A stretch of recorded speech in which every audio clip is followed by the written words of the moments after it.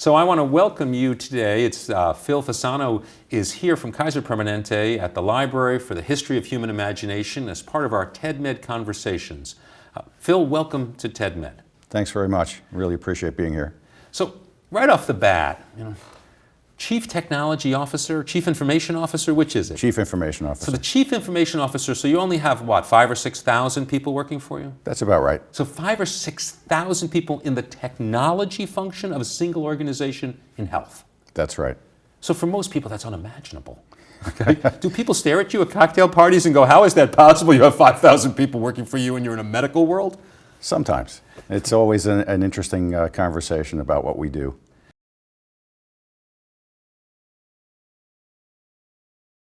So everything I've heard you talking about, and it's certainly exciting, and ironically, it's like practically state of the art in the United States, right? Mm-hmm. As you sort of look at it and go, that's the state of the art. Congratulations.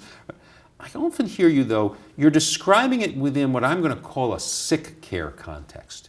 You're describing it in, look, I'm engaging this system which you call healthcare, and I sort of hear as well, and every time they have a problem, they need to see this, they need to see that, we're going to make it better. And that's a bit like when my car is in the shop. I really want better access when my car is in the shop. But most of the time, I actually want to stay well. Well, in that context, our organization, the way we approach healthcare, isn't about sick. Right. We do deliver care when you're sick. Our whole goal is to focus on prevention.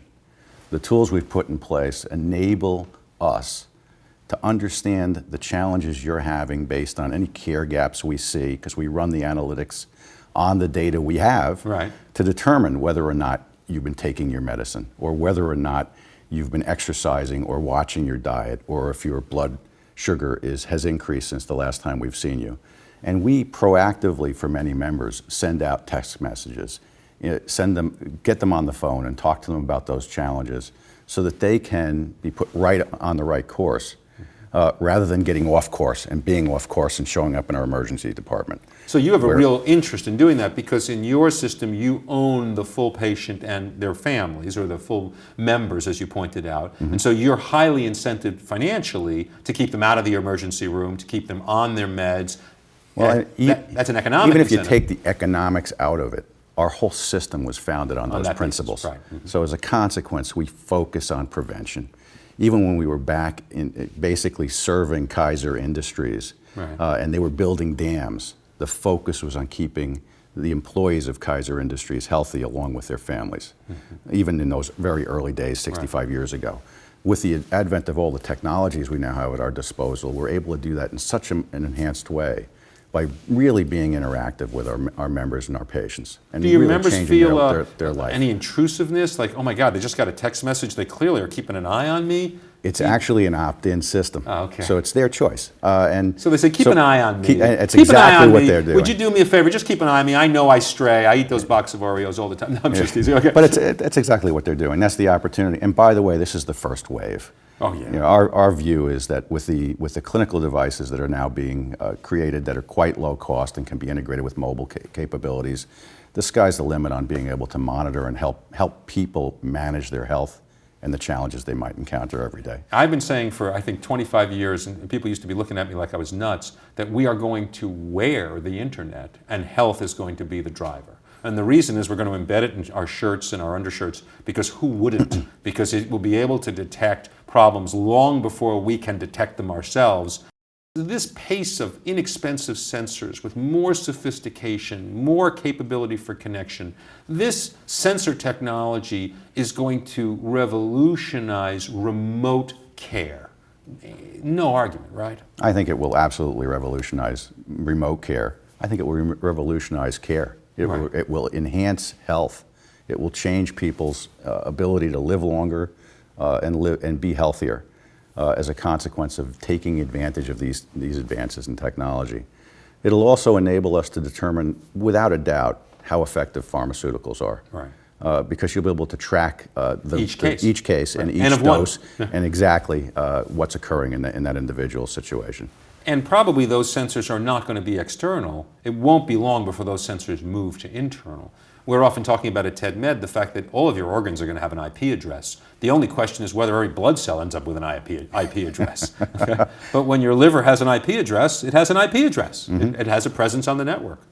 I mean, it sounds crazy, but there's no reason it can't have an IP address. I guess it's up to individual personal views of how far they want to go here. Yeah, at the same time, the technology is probably going there, and very, very soon.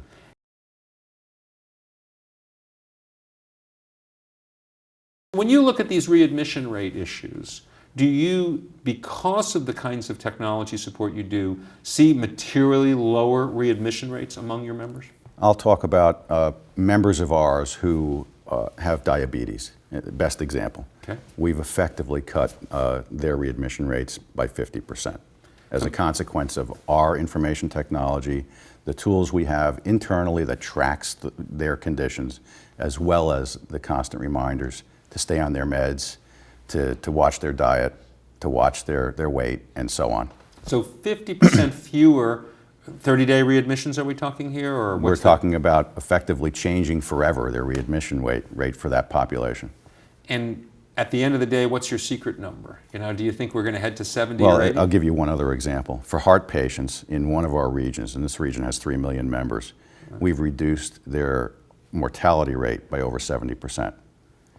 Mortality rate from a first heart attack. From a first heart attack and event. for recurrent heart attacks as well, because once they have a heart attack, they become a very high level of risk, and we track them very, very actively.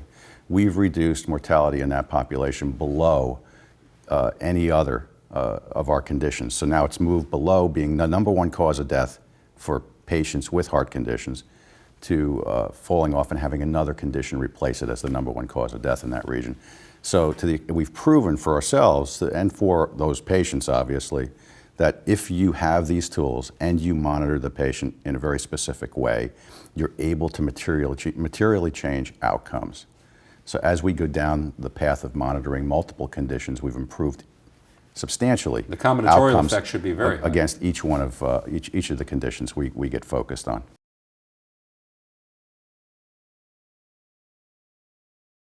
People tend to think technology sort of has its limits because they view the technology as the change agent.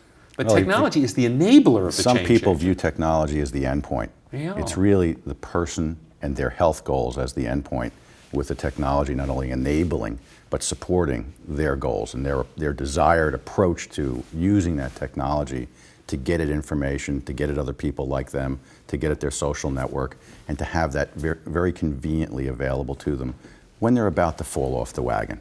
Yeah. As opposed or when to, they're struggling. Or when they're struggling. Just struggling. And we all have our bad days. Question answered or some support. Yeah. I mean, I think what's happened is, if you look historically, and here in the library, history's pretty easy to look at, but there was a time where electricity was a really big deal. Society had no electricity, and this was this new technology, electricity, right? And people were putting it in their homes and their workplaces, and there were even lights on streets. What a concept, right? And so this electricity thing looked like it was going to become everywhere, and everybody was talking about this electricity technology. Now we sit here 100 years later, there's no technology of electricity. It's embedded in our world. We don't think about the technology of the power station and the light switch and the fuse box and all that. It disappears. And I think that's what's going to happen in so much of the technology of consumer healthcare. Mm-hmm. It's just going to disappear into the fabric, and we're going to be really talking about the benefits. Look, I have my small group. We're working on the diabetes together. I got another group that's caregivers where we're all caring for our moms, mm-hmm. and all of us are trying to figure out ways, because our moms all live alone across town in a small apartment, and that's our group. And we all have moms who live across town in a small apartment, and we all help each other with tricks and things. Mm-hmm. I mean, people aren't imagining how technology can change the nature of what it means to be engaged, as opposed to the mechanism. Well, when the technology melts into the fabric and is not something that's in your face, it effectively becomes just how you do it. Right, and I think even the word electronic health record, people will say, that's like the dial tone. What's a dial tone? Well, right?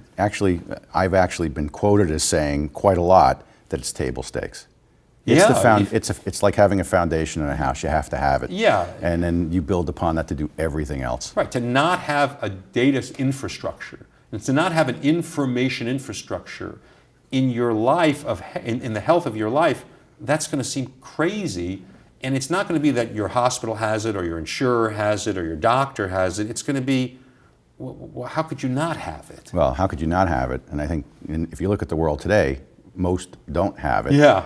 And even if they have it, it's an island. It's like having a file drawer. Right. It's not connected to an ecosystem of electronic health records, which makes it completely seamless. The phrase I've often used is, having your medical record present when your doctor is treating you should be a right, not a privilege.